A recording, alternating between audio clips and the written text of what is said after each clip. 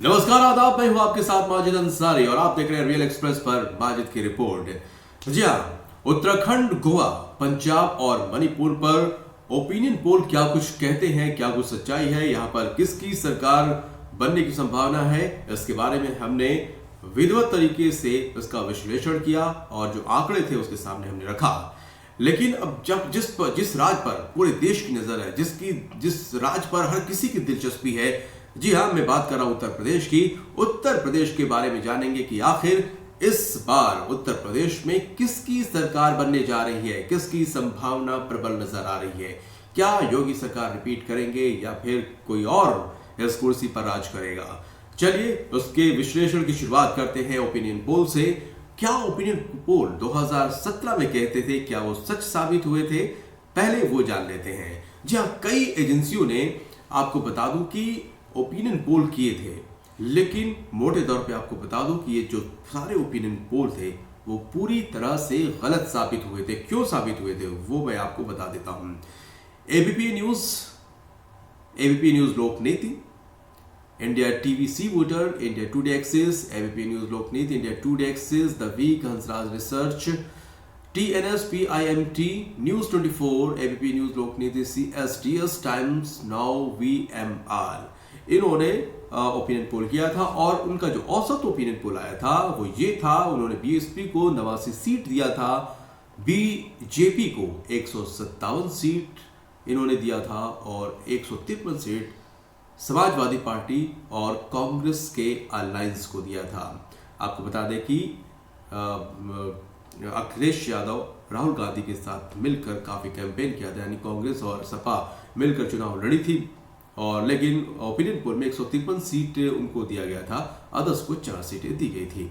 Exit poll पर भी कई एजेंसियों ने अपने जो है ओपिनियन एग्जिट पोल किया।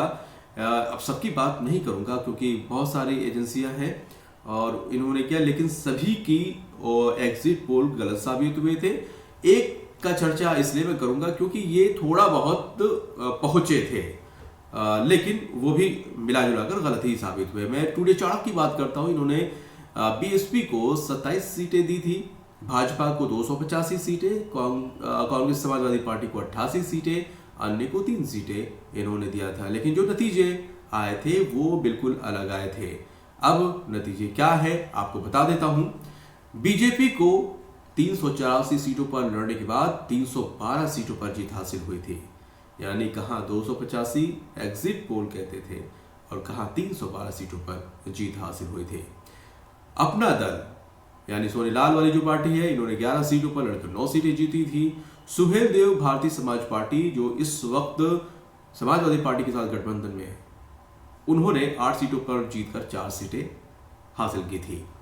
और जो टोटल इनका था यानी अलायंस का, इन्होंने 325 सीटों पर कब्जा किया था, यानी कि बीजेपी अलायंस को अप्रत्याशित जीत मिली थी और समाजवादी पार्टी गठबंधन को बुरी तरह से मुंह की खानी पड़ी थी। यानी कि समाजवादी पार्टी 311 सीटों पर लड़ी थी और 47 सीटों पर ही सिमट गई थी। कांग्रेस पार्टी 114 सीटों पर लड़ी थी और 7 ही सीट जीत पाई थी। इसके अलावा बात तो बीएसपी की करें कि बीएसपी अपने पूरे 403 सीटों पर लड़ी थी और सिर्फ 19 सीट पर जीत हासिल कर पाई थी। इसके अलावा आरएलडी की बात करें तो 77 सीटों पर लड़ने के बाद 1 सीट मिली थी। निषाद पार्टी 72 सीट पर लड़ी थी, उसे भी 1 सीट मिली थी। इसके अलावा निर्दलीय जो है 3 सीटों पर उनको इन्होंने कब्जा किया था। तो ये तो रही बातें जो है उसकी ओपिनियन पोल की। क्या सच्चाई वो आपके सामने रख दिया है। अब इस बार क्या कहते हैं ओपिनियन पोल, वो मैं आपको बता देता हूं जल्दी से।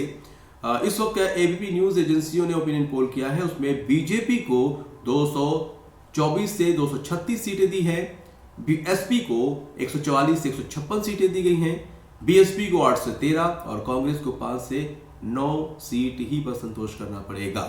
ये ओपिनियन पोल इस साल के कहते हैं।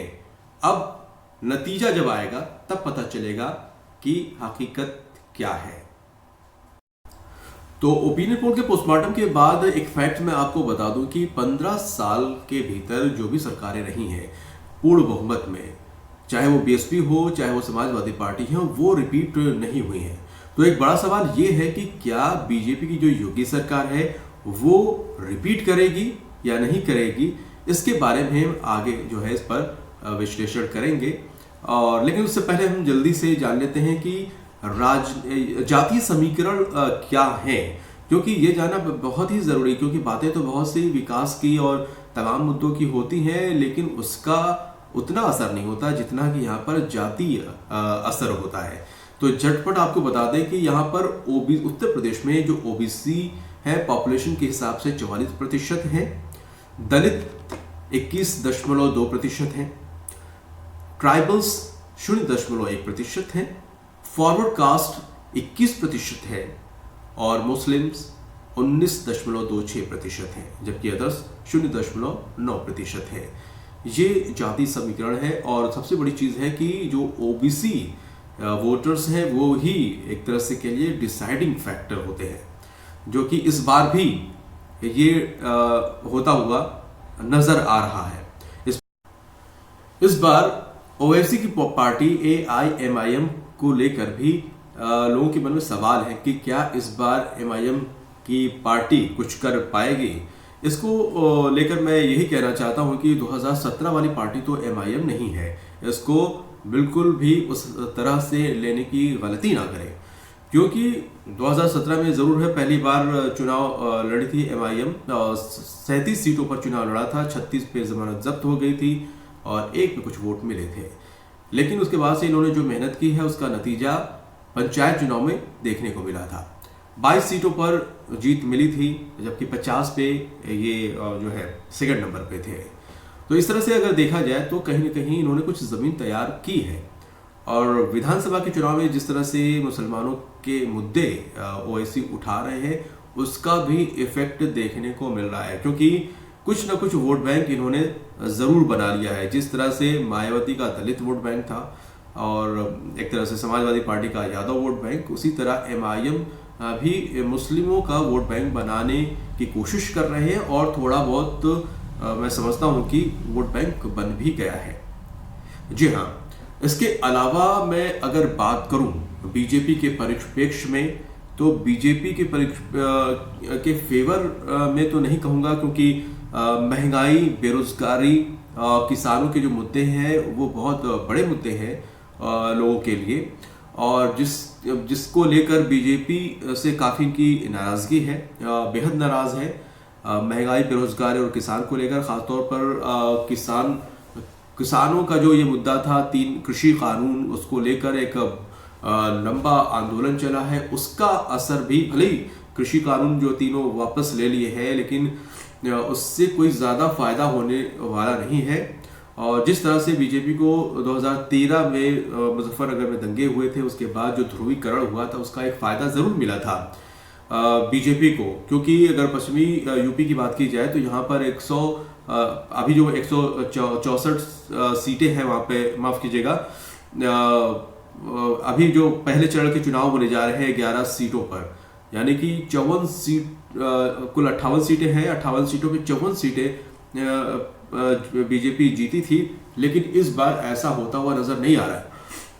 पश्चिमी यूपी में जो किसानों का आंदोलन हुआ था उसका बड़ा नुकसान कहीं ना कहीं बीजेपी को उठाना पड़ सकता है, क्योंकि इस बार समाजवादी पार्टी ने RLD से जो है जयंत चौधरी की पार्टी से गठबंधन कर लिया है और किसानों के मुद्दे पर वो पूरी तरह से जो है मैदान में उतर चुके हैं, और जो जाट और मुसलमानों का वोट बढ़ चुका था वो भी अब यहाँ पर कहीं ना कहीं एक हो गया है। तो इसका एक नुकसान जो है बीजेपी को बहुत बड़ा होने वाला है। दूसरी चीज की लखीमपुर खीरी वाला कांड है, ये भी बीजेपी को कहीं ना कहीं बहुत ज्यादा नुकसान कर सकता है, क्योंकि लखीमपुर खीरी से सटे कुल 6 जिले हैं जिस पर 43 सीटें हैं।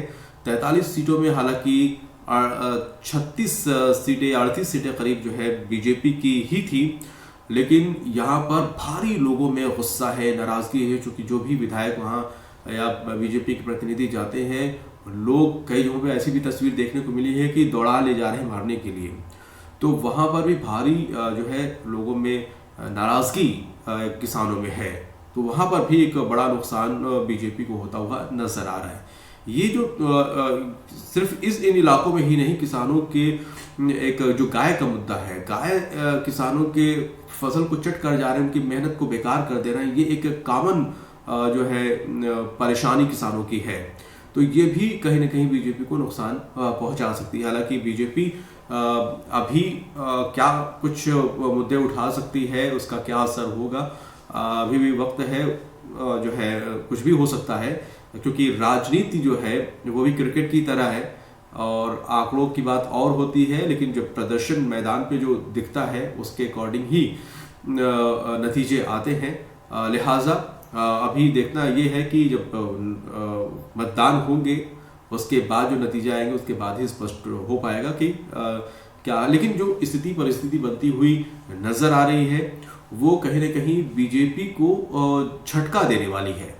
कहीं ना कहीं जो पिछली बार स्थिति बीजेपी के फेवर में थी वो इस बार नहीं है। बाकी मैंने फैक्ट्स और सारे ओपिनियन पोल के आंकड़े आपके सामने रख दिया है, आप खुद भी इसका अंदाजा लगा सकते हैं। बहुत बहुत शुक्रिया, धन्यवाद।